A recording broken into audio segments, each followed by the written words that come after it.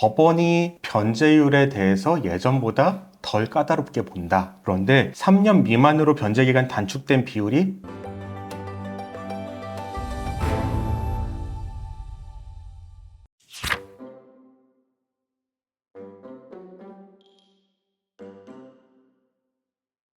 오늘 또 새로운 소식이 좀 있으시다고요? 네, 제가 작년도에 개인회생은 과연 어떤 사람들이 할까라는 주제로 해서 서울외생법원이 발표한 2022년 개인회생 사건 통계조사 결과 보고서를 소개해드린 적이 있습니다. 이번에 4월 3일자로 2023년 보고서가 나왔어요. 그래서 제가 빠르게 이것을 입수해서 한번 소개를 해드리려고 해요. 어떠한 점이 좀 달라졌을까 궁금했는데 첫 번째로 좀 유의미한 게 개인회생을 신청한 사람의 수가 증가했어요. 2에서 3만 명 정도가 증가한 게 첫 번째고, 두 번째로는 채무자의 수만 증가한 게 아니라 채무액도 증가를 했습니다. 2022년도에는 평균적으로 8,871만 원, 약 8,900만 원이었다면 2023년도에 신청한 채무자들은 약 9,700만 원이었어요. 그런데 이제 채무자들의 채무 총액의 비율은 비슷해요. 그 다음으로 이제 세 번째로 또 유의미한 게 연령대별 개인회생 신청자의 비율인데,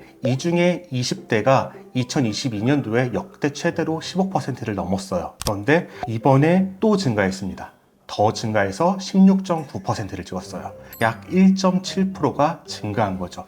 아까 말했듯이 전체 신청자의 수도 늘어났기 때문에 비율이 늘어났다면 그 수치적으로 20대는 더 많이 신청을 한 거고, 우리가 다 알다시피 20대의 인구는 30, 40대에 비해서 적어요. 그런 면을 고려하면 더 많은 비율의 20대가 동년배의 다른 나이대에 비해서 더 많이 신청했다, 이런 결론을 내릴 수가 있습니다. 네 번째로 제가 말씀드릴 거는 개인회생 신청하는 사람들의 월 수입인데요. 2022년도에는 평균 월 수입이 209만 원이었는데 작년도에는 이 수입이 225만 원으로 약 7.7% 증가했습니다.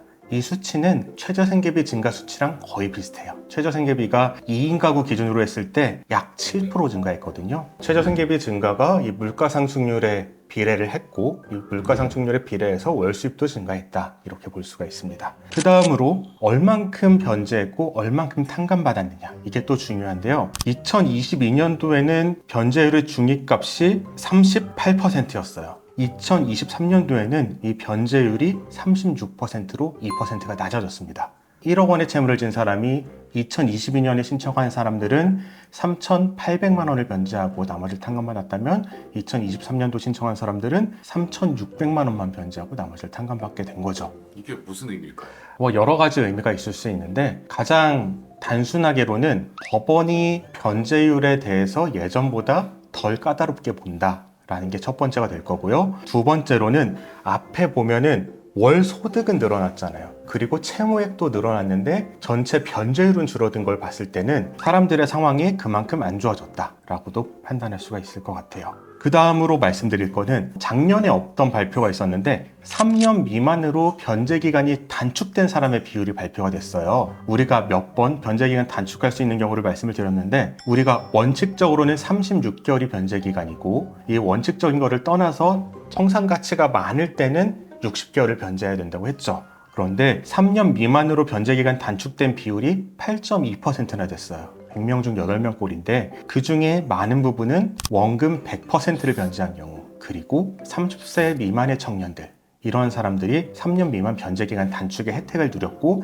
나머지의 경우에는 변제기간이 3년 미만으로 단축된 경우가 거의 없었습니다. 마지막으로 말씀드릴 게 자영업자 사건의 비중인데, 서울외생법원이 처리하는 사건 수가 19,000건 정도 됐어요, 작년에. 그 중에 약 3,940건이 자영업자의 사건이었어요. 비율로 따지면은 5분의 1 조금 넘는 것 같은데 한 20% 정도가 됐고, 2022년도에는 이 사건 수가 2,200건밖에 안 됐어요. 그러니까 정말 대폭으로 사건 수가 증가했다고 할 수가 있고요. 자영업자가 그만큼 어려워졌다고도 볼 수가 있죠. 왜냐하면 이 통계는 자영업을 통해서 최저생계비 이상의 소득을 얻는 사람들이 잡힌 거고요. 정말 어려운 자영업자들은 자영업을 폐업하고 개인회생을 신청하게 됩니다. 직장을 잡아서 신청하게 되는 건데, 이런 사람들은 이 통계에조차 잡히지 않은 걸로 볼 수가 있어요. 근데 지난번에 영상에서 자영업자 사건이 훨씬 어렵다고 하시잖아요. 훨씬 어렵습니다. 그럼 요새 막 업무 난이도나 이런 것들도 많이 올라간 건가요? 원래 자영업자 사건은 수임료를 더 받아요. 저희 사무실 기준으로 근로소득자에 비해서 더 많이 받고 있습니다. 그런데 이거는 전에 제가 말씀드렸던 영상 내용과도 겹치는데, 제가 자영업자 사건을 다뤄본 사람이